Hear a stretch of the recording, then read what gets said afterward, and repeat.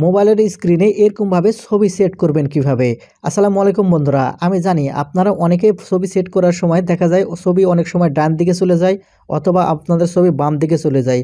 কিন্তু এরকমভাবে স্ট্রেটভাবে গোটা স্ক্রিন জুড়ে সমস্ত স্ক্রিন জুড়ে কখনো আপনারা ছবি সেট করতে পারেন না অনেকেই। আর যারা এরকমভাবে পারেন না ছবি সেট করতে তারা কিভাবে এরকমভাবে গোটা স্ক্রিন জুড়ে ফুল স্ক্রিন জুড়ে আপনাদের ছবি যে সেট করবেন এই ভিডিওটি থেকে জানতে পারবেন।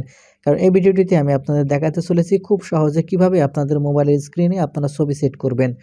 তো মূল ভিডিওতে যাওয়ার আগে ছোট্ট একটা রিকোয়েস্ট করব, ভিডিওটিতে একটি লাইক দিয়ে দিবেন আর ভিডিওটি শেয়ার করে রাখবেন, কারণ প্রয়োজনের সময় আপনার কাজে লাগাতে পারবেন। তাহলে চলুন সম্পূর্ণ ভিডিওটি মনোযোগ সহকারে দেখতে থাকুন কিভাবে আপনাদের মোবাইলের স্ক্রিন এরকমভাবে ফুল স্ক্রিনে আপনারা ছবি সেট করবেন। তো সেজন্য আপনারা সর্বপ্রথম যে কাজটি করবেন, এখান থেকে আপনাদের মোবাইলের যে সেটিংস আছে আপনারা সেটিংসটা ওপেন করে নেবেন। এখন এখান থেকে সেটিংস ওপেন করে নিলেই এরকম ইন্টারফেসে নিয়ে চলে আসবে।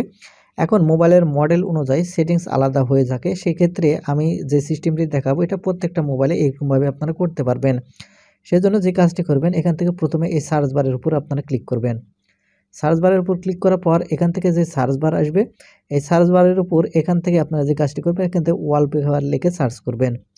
ওয়ালপেপার লিখে সার্চ করার সাথে সাথে এরকম ইন্টারফেসে নিয়ে আসবে। এখন এখান থেকে আবারও আপনারা ওয়ালপেপার অপশানটি দেখতে পাবেন। এখন এখান থেকে আবারও এই ওয়ালপেপার এই অপশানের উপর এখান থেকে আপনারা ক্লিক করবেন।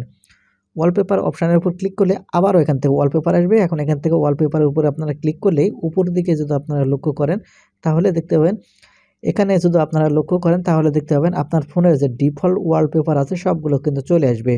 কিন্তু আপনি চাচ্ছেন আপনার ছবি সেট করতে, সেজন্য আপনারা যে কাজটি করবেন, উপরে এই ছবি আইকনের উপর দিয়ে ক্লিক করবেন। এই ছবি আইকনের উপর যদি ক্লিক করেন তাহলে এখান থেকে আপনার গ্যালারিটি শো করবে। এখন এখান থেকে যে ছবি আপনি সিলেক্ট করতে চাচ্ছেন সেই ছবির উপরে প্রথমে এখান থেকে ক্লিক করবেন। ছবির উপর ক্লিক করার পর এখান থেকে আপনার ছবিটি সর্বপ্রথম সিলেক্ট করে নেবেন। ছবি সিলেক্ট করে নিলে এরকমভাবে ছবিটি চলে আসবে। এখন এখান থেকে আপনি ছোট বড় যেরকম ইচ্ছা আপনি করে নিতে পারবেন। এখান থেকে আপনার ছবিটি সর্বপ্রথম ক্রপ করে নেবেন।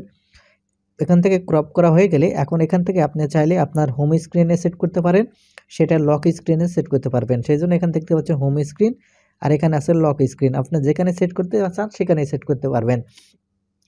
আমি এই ছবিটি এখান থেকে আমার হোম স্ক্রিনে সেট করতে চাচ্ছি, সেখানে হোম স্ক্রিনে সিলেক্ট থাকা অবস্থায় এখানে উপরের দিকে দেখতে পাবেন এই টিক মার্ক। এখন এখান থেকে এই টিক মার্কের উপর একটা ক্লিক করবেন।